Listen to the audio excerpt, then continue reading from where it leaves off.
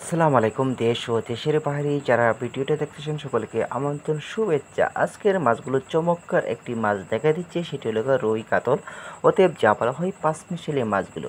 এই মাছগুলো আপনার পুকুরের জন্য ঘনত্ব কিংবা আপনার পাতলা করে মাছগুলো চাষ করলে সফলতা নিশ্চিন্তভাবে পাবেন।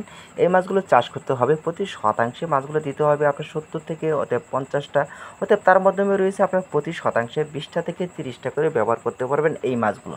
সব কিছু মাছগুলো অ্যাভারেজিতে করে আপনার 30টা করে মাছগুলো ব্যবহার করলে মাছগুলো বাজারজাত সম্পূর্ণটা অনায়াসে করতে পারবেন। এই মাছের ক্ষেত্রে বৈশিষ্ট্য কী কী রয়েছে? মাছগুলো রয়েছে এখানে পাঁচমিশালি মাছ, রুই, মিরকা, কালীবাস, কাতলা এই ধরনের মাছগুলো পেয়ে থাকবেন। উৎপাদনের মাছগুলো সকল মাছগুলো রয়েছে 1 কেজিতে প্রায় হয়ে যাবে অ্যাভারেজে 100 থেকে অতএব 150 পিস কেজি হবে। এই মাছগুলো আমরা পার পিস কিংবা কেজি হিসাবে বিক্রয় করে থাকি।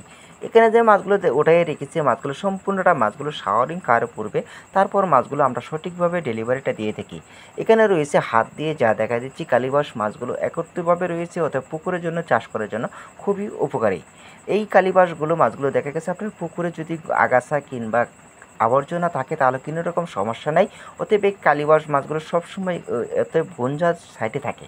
তার মাধ্যমে রয়েছে পুকুরে হারভেস্ট করার জন্য আপনার সময় লাগবে মাত্র 4 থেকে 5 মাসের ভিতরে।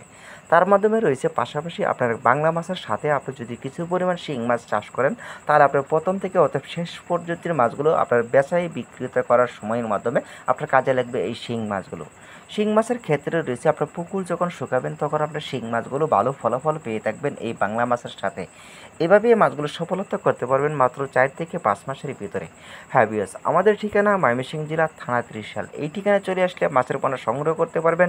অতএব আপনারা অর্ডার করলে আপনাদের নিজ ঠিকানায় মাছগুলো পৌঁছে দিয়ে থাকবো বাংলাদেশের যে